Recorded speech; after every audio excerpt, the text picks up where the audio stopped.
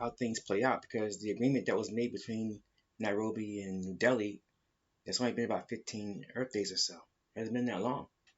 So any agreements to engage in things that are positive, I'm not going to look down upon. Parties looking to do things to help those in rural areas, I respect that. Parties looking to discuss space exploration between Nairobi and New Delhi, I respect that. Parties looking to um, look at expanding infrastructure into rural areas, I respect that. Hmm.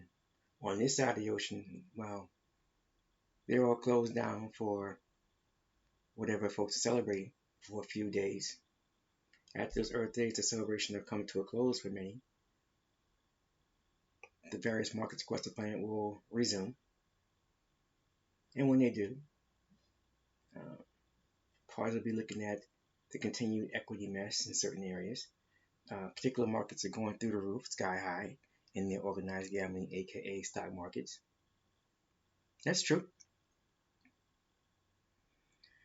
But you've got massive amounts of credit out there in particular economies where they have created huge bubbles via credit.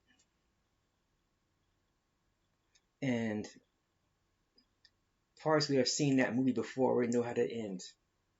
Only thing is, this time the scale will be unlike anything we've ever seen. Because you have particular parties who are ultra leveraged. And there will be a crunch and a burst. And when that happens, there's going to be capital flight all over the place. Parties are going to be looking to move their capital to safer havens, as some would call them. Well, when it happens, know this to be true. There are going to be those who will see certain things coming and they're going to take full advantage of it, and they're going to make buckets of worthless paper on all that capital flight. And I do mean buckets of it.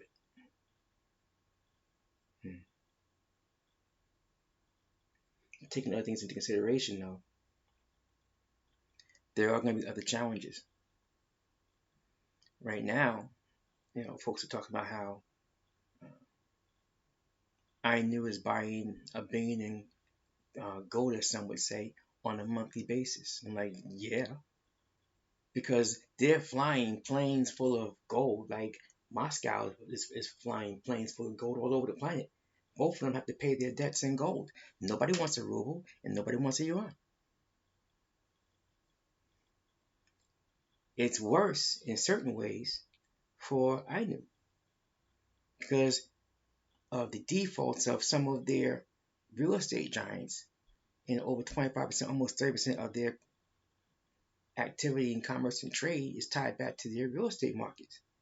And when you got two of your, or one for certain, and one about to, if not already, of your major real estate giants literally engaging in default Ponzi scheme by default, and literally defaulting on bonds, quote unquote corporate bonds. Nobody trusts them. You're not making payments on your bonds. Well, you got to pay out in gold now. So parties across the planet would embrace the gold standard, as some would say. However, there are other factors. But the primary factor is the UMU. Crypto is not going to be effective for so long because those who are implementing the UMU, the single global quote unquote currency, that will be issued by a particular party and imposed upon those whose central banks they control, which is 197 of them. Well, they're going to find themselves in a highly compromised position. Crypto is not going to be allowed to compete against the UMU, their global currency that they plan and are gradually implementing right before folks' eyes in their system.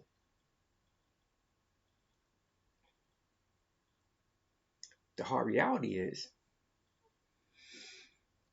quote unquote currencies are going away. There'll be no more forex trading as a consequence. And folks will not be using the gold standard because they don't want that. They want everyone using the UMU that's participating in their global economic system. Fortunately for us, we have the Amexem-Moor-Empire Global Common Market. We have no use for their non-substance system. And anyone that does not want to participate in their non-substance system, they don't have to. They can participate within our substance-based system. The question is, will they? We cannot compel their participation. However, they will be wise and strongly consider it. And the melanated heterosexual across the planet, they may come to that conclusion on their own because circumstances may very well drive them there. It's called cold hard reality. And when cold hard reality smacks you in the face, you can run, you can hide, but you can't lie about it. What's real is real.